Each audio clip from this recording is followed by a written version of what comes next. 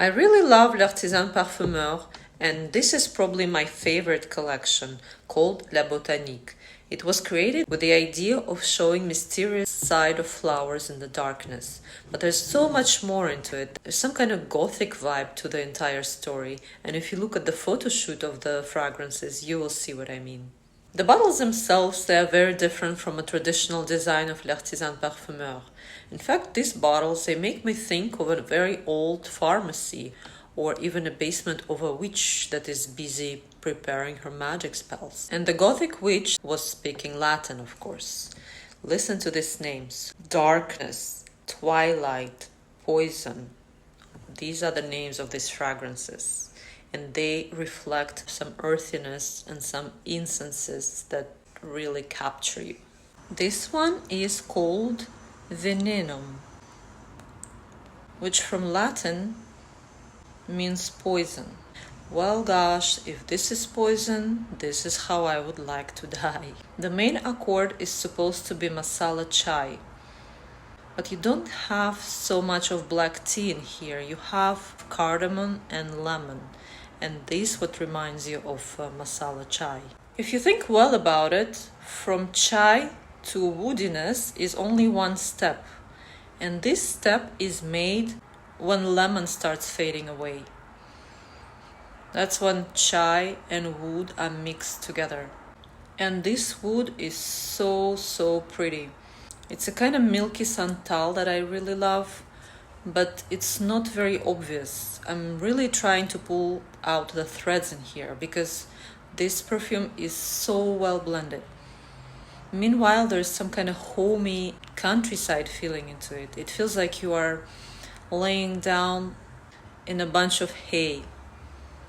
And that poison is love, love, love, love, and this is where I want to die. Obscuratio means darkening. Let's see what this darkness is about.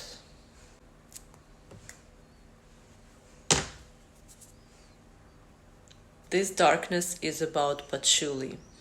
I don't agree that this is a cheaper perfume because this is not a kind of wet, dirty basement kind of patchouli that actually would match the name. I don't even know if Obscuratio, darkening, is a good name for this fragrance because this darkness is filled in with sweetness of vanilla. Although this vanilla is not cloying, it's still intense in its way. It's very well blended with patchouli and ylang ylang. In fact, these three elements are the ones listed by the creator: ylang ylang, patchouli, and vanilla, and you really feel all of them very well. I also feel something pharmaceutical in here. I think it's vanilla that is mixed with anise, with the seeds of anise. Yes, despite that anise is not listed in the description by L'Artisan Parfumeur. This one has a very nice pink color and is called Crepusculum Mirabile, which is Latin and is translated as amazing twilight. I have already sprayed it on my hand actually, just to give it a second chance, because from the first time I didn't really understand this perfume. It's way too complex for me. The thing is that the official description of this fragrance is absolutely misleading. It states only jasmine, sandalwood, and tonka beans. But believe me, there's much more going on in here. My first idea was that it's a rose mixed with jasmine, very strong amber base, and some complex spices. Made me think of some old Lancôme fragrances that my grandma used to have in the 80s and the 90s. Those were not eau de toilette or eau de parfum. Those were real parfum. And I think they sort of gone bad a little bit, and that's a kind of smell that comes up in my memories. Let me read you a description that I think is matching what's going on in this fragrance. Galbanum, cassia, rose, raspberry, bergamot, honey, ylang ylang, tuberose, jasmine, oak moss, spices, civet, patchouli, amber, sandalwood. All that is here at the same time. What I've read was a description of Magie Noire by Lancôme. Not that Crepusculum Mirabile is the same, but there are some notes that are very similar, and there is the same complexity despite the simple description that L'Artisan Parfumeur gives you on their website. Another fragrance that has a similar name is called Mirabilis, which I guess means wonder or wonderful. That's just my assumption, I'm not an expert in Latin. Trying this one after Crepusculum Mirabile makes you feel like you're getting a breath of fresh air. If that one was kind of earthy, this one is more airy kind of fragrance. It's actually strange that it has a bit of a fresher feeling, but I think this is due to musk being mixed together with amber. And yes, going to the website of L'Artisan Parfumeur, I see 3 ingredients, which are amber, musk, and incense. Incense is not very obvious in here, but it creates a bit of a earthy feeling. Also, there's some sweetness in here that is not floral, it's something powdery, like rice pudding or something. One girl from Fraganatica describes very precisely the way I feel about this fragrance. If you want to smell like a vanilla rice pudding monster that's risen from some graveyard dirt, this is the one. Well, I'm not sure that graveyard dirt sounds intriguing, but some earthiness and sweetness in this fragrance, they blend in very well together and in a kind of strange, sexy manner too. Tenebrae means darkness. If you look at the description of this fragrance, it includes incense, sap, and wood. These 3 elements make you think of dark, deep woods and very intense kind of fragrance. But what I feel in here has nothing to do with the description.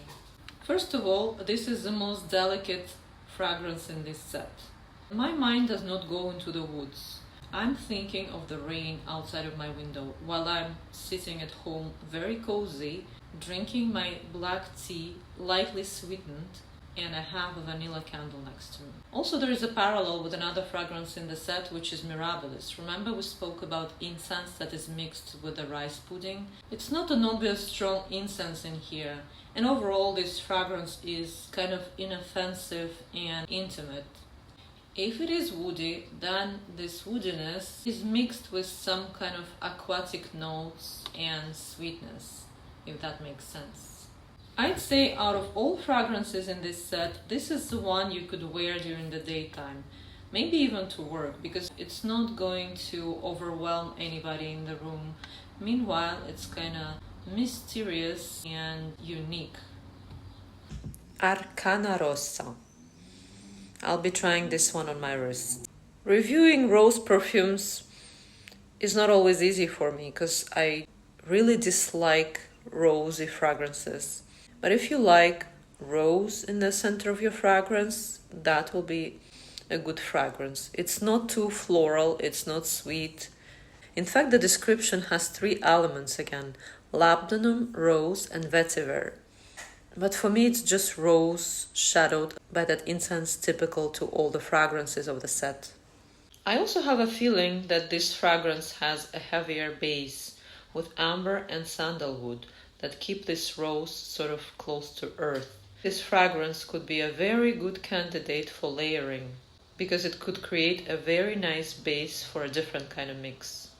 I rarely experiment with layering because I consider it to be an insult for the creator. Daphne Bouget created this fragrance to be used as such, and I would like to apologize in advance for this experiment. So I'm going to try to mix L'Arcana Rosa with red berries. On one side I have Viva la Juicy Fleur, which is red berries, mandarin, and white flowers. It's sort of sweet and fresh at the same time, and it's wonderful for layering because it creates very nice top notes. On the other side I have Mademoiselle Roche's Couture, which also sounds like red berries to me, although the olfactive pyramid contains pear and pink pepper. Both fragrances have caramel and sandalwood in here, and I think that would add some sweetness to L'Arcana Rosa and make it happier and sexier. Here we go, there's some chemistry happening right now. Well, 5 minutes later, the result actually has surprised me quite a lot. What I love about this mix is the rose has been killed and the sweetness of mandarin came out even stronger. I am a bit more hesitant to blend this one because it's already quite a complex and pretty intense bouquet on its own, but I'm gonna try. Layering with Mademoiselle Rocha's Couture has also created something amazing. Now it smells less like red berries, more like a very sweet apple, or maybe like a sugared apple. After wearing it for an hour or so, I started thinking of Black Opium by Yves Saint Laurent. And I realized that Mademoiselle Rocha's and Black Opium, they have a lot in common. Pear, pink pepper, orange blossom, and vanilla. What makes them different is the base. Mademoiselle Rocha's has a sweeter base with tonka beans and sandalwood, while Black Opium has patchouli and really heavier kind of woods. And it's amazing that Arcana Rosa provides this heavy base. In this case, it makes it sound like a mix of patchouli and amber. And I don't think that Mademoiselle Rocha's needs that. I really like it the way it is, so this is not the kind of mix I would recommend. I am totally under the spell of these fragrances.